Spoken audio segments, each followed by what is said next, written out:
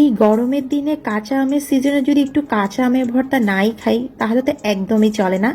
আজকে আপনাদের সাথে শেয়ার করতে যাচ্ছি খুব মজাদার একটি কাঁচা আমের ভর্তা।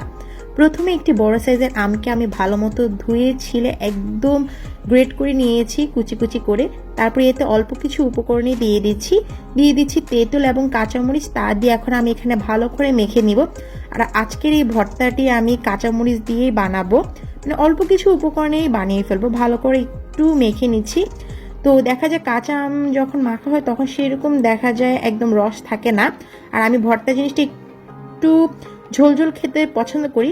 তো আজকে এখানে আমি একটু ঠান্ডা পানি দিয়ে দিচ্ছি যেন ভর্তাটা খাওয়ার সময় একটু রিফ্রেশ লাগে, ভালো লাগে। তো এখানে মাখার সময় আমি একটু ঠান্ডা পানি ইউজ করছিলাম।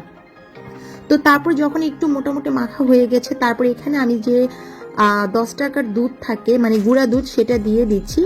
মানে গুঁড়া দুধ দিয়ে আমি জানি না আপনারা কয়জনে ভর্তা বানিয়ে খেয়েছেন, বাট ট্রাস্ট মি, গুঁড়া দুধ দিয়ে যদি এই ভর্তাটা বানিয়ে খান তাহলে কিন্তু অনেক অনেক অনেক বেশি মজা লাগবে। তারপর এখানে আমি চিনি, লবণ দিয়ে দিব, আর সাথে দিয়ে দিব কুচি করে রাখা ধনেপাতা। ব্যাস, এই উপকরণগুলো দিয়ে আজকে আমার ভর্তা মাখাটা হয়ে যাবে।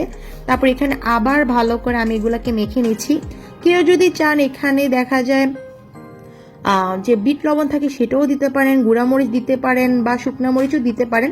বাট আজকে আমি ভর্তাটা করছি কাঁচা মরিচ দিয়ে, কারণ আমি সব সময় গুঁড়া মরিচ বা শুকনো মরিচ দিয়ে খাই, কাঁচা মরিচ দিয়ে খাওয়াটা খুব কম হয়। আর কাঁচা মরিচ দিয়ে কোনো ভর্তা যদি বানানো হয় সেটা কিন্তু অনেক বেশি ফ্লেভার হয়।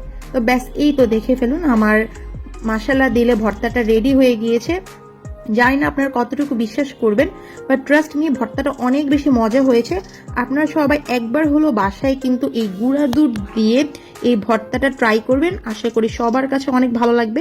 আর কারা কারা এভাবে আমের ভর্তা বানিয়ে খেয়েছেন বা কে কিভাবে আমের ভর্তা বানিয়ে খেতে পছন্দ করেন অবশ্যই জানাবেন। আশা করি ভালো লাগবে। আল্লাহ হাফেজ।